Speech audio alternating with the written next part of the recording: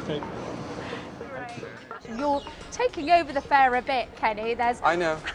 And I just want to talk about your different things that are happening here at the fair, what you've got. So, but first of all, talking about what's behind us really in the stand. This is Paul's booth, which I have taken over as well. Some new paintings just fresh off the grill, or whatever you want to call it. And then a couple ones from the past couple years, so they're all pretty new. I've been painting since I was a little baby, but I would say my influences pretty much range almost all the movements of the 20th century. If you put everything in there from the 20th century and put it in a blender, it would be what I'm doing. A mix and Fantasia everything. And Disney and yeah, pop comics. art, abstract expressionism, photorealism, just, throw it all in there. Kenny, I just wanted to ask you a little bit about the 80s and some of the people you were hanging around with, Keith Haring, Warhol, Basquiat, and just a little bit about, those characters. Well, it was definitely the time, in my opinion, worthy of the, legendary status it assumed. It was very exciting, I was a young guy, just moved from California, and I found myself thrown into this great world of New York, in downtown New York in the early 80s, and it was just, we didn't really know at the time how amazing it was. It was just art, art was just everywhere and on everybody's mind, and it was a very different time. It was much smaller, that's what I tell people. The art world was much, much smaller. It's amazing how big it is now compared to back then.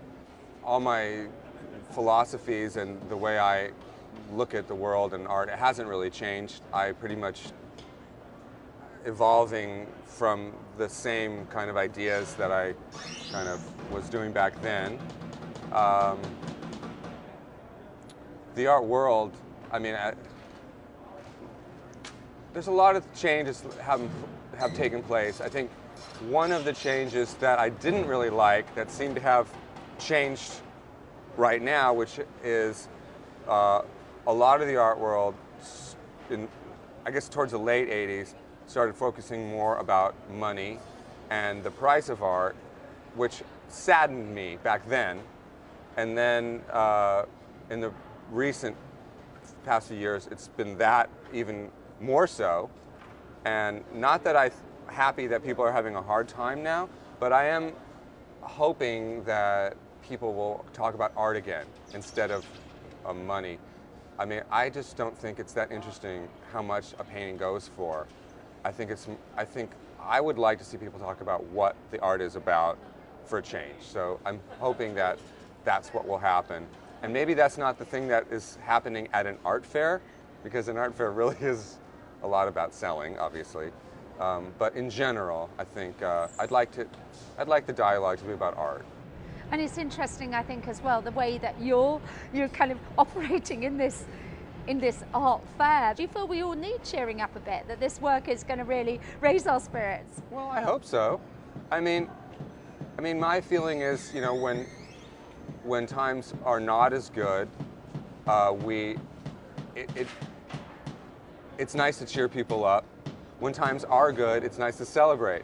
So basically, and I think that I like to look at the good side of things. It's not to say that I don't see some dark realities, and I do include them in the work, but I would say if people want to see only fun, that is usually on the surface. And if they want to look deeper, it's there too.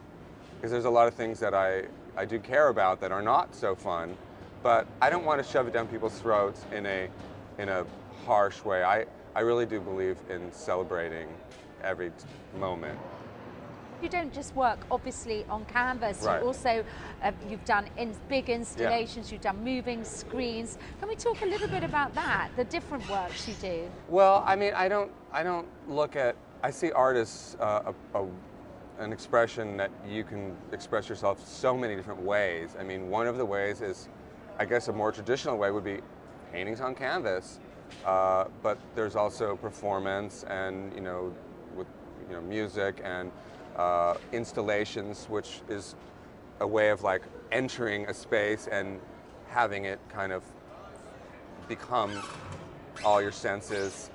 I just, there's a million ways to make work, and I like to do them all.